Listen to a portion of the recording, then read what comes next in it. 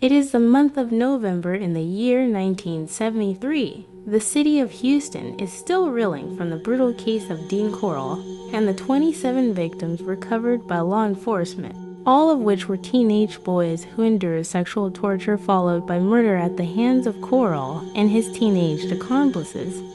It was the crime that shocked the nation and would be a sickening prelude to a decade marked by serial murder. Despite the perps being dead or in custody, it wasn't long before Houstonites endured another round of murders that echoed the aforementioned crimes. On November 15, 1973, the parents of 12-year-old Ronald and Elliott would report him missing to police.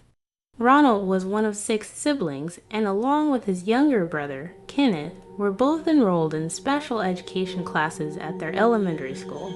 Neighbors would report that Ronald would spend a lot of his time walking around the neighborhood to collect soft drink bottles for money. A week later on November 20th, the worst possible fears as to what could have happened to Ronald had manifested. His decomposing body was found in the woods after a 4-day search by police, only half of a mile from his home. He was nearly decapitated, sexually mutilated, and his stomach slashed open.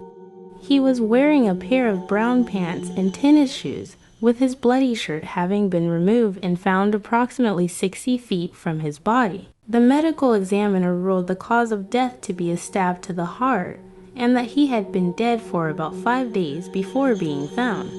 Police would search for clues, but ultimately the trail would run cold. Subscribe to the channel and like this video to see part 2.